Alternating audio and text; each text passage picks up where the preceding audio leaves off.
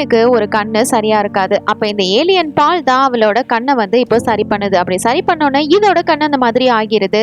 ஆனா கொஞ்ச நேரத்திலேயே நம்ம ஏலியனுக்கு தான் சூப்பர் பவர்லாம் இருக்குமே, அதை வச்சு அதோட கண்ணை சூப்பரா சரி பண்ணிருது. இவங்க அப்பா வந்து என்ன நினைச்சிட்டு இருப்பாங்கன்னா, நம்ம பொண்ணை யாரோ கடத்திட்டு போயிட்டாங்க அப்படின்னு டிடெக்டிவ்ஸ் கிட்ட கம்ப்ளைண்ட் கொடுத்திருப்பாங்க. ஆனா இவ என்னை யாரும் கிட்னாப் பண்ணல, நான் ஒரு ஏலியன் கூட இருக்கேன் அப்படின்னு சொல்றதுக்கு நினைப்பா. ஹீரோயின் ஒரு 2 ஃப்ரெண்ட்ஸ் கூட இருப்பா. இவங்க இடத்துக்கு வந்துட்டு அப்பா கிட்ட இந்த இன்ஃபர்மேஷனை சொல்லிட்டு வரும்போது பார்த்தா 2 குடிகாரனுங்க வம்பிழுத்துட்டு இருக்கு. அப்ப நம்ம ஹீரோ அவனோட ஃப்ரெண்டும் வந்து காப்பாத்த ட்ரை பண்றானுங்க, முடியல. அப்ப ஏலியன் வெளியில வந்துட்டு என்னடா பிரச்சனையா பண்ற அப்படின்னு சொல்லிட்டு கேட்க, ஏலியனை பார்த்ததான் அவனுங்க 2 பேருக்கும் தலை சுத்தி கீழே விழுந்துடுறானுங்க. அப்புறம் என்ன, இவங்க 3 பேரும் ஏலியன் கூட ரொம்பவே ஜாலியா அந்த ஊரை சுத்திக்கிட்டு இருக்காங்க. ஆக்சுவலா இந்த ஏலியன் முதல்ல இந்த இடத்துக்கு வந்திருக்க போது இந்த விஷயம் தெரிஞ்சு கவர்மெண்ட் இதை பல வருஷங்களா அடைச்சு வச்சு ரிசர்ச் பண்ணிட்டு இருந்திருப்பாங்க. இப்ப இங்க இருந்து இது ஸ்பேஸ் ஷிப்பை கண்டுபிடிச்சு அவங்க இனத்துக்கு சிக்னல் அனுப்பிட்டா இங்க இருந்து போயிடலாம். அதுக்கு முன்னாடி ஒரு காரியம் பண்ணணும் அப்படின்னு சொல்லிட்டு இது பூமிக்கு முதல்ல வந்தப்போ ஒரு பொண்ணு ஹெல்ப் பண்ணிருப்பா. அந்த பொண்ணை பாக்குறதுக்காக இந்த ஏலியன் பால் வந்து வருது.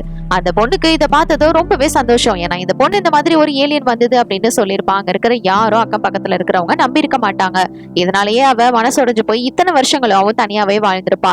பத்தி பேசிட்டு இருக்கேல இந்த இடத்துக்குள்ள டிடெக்டிவ்ஸ் எல்லாரும் வந்து இந்த ஏலியனை பிடிக்க ட்ரை பண்றாங்க. இதுக்கப்புறம் என்ன ஆக போகுதுன்றதுதான் கதை.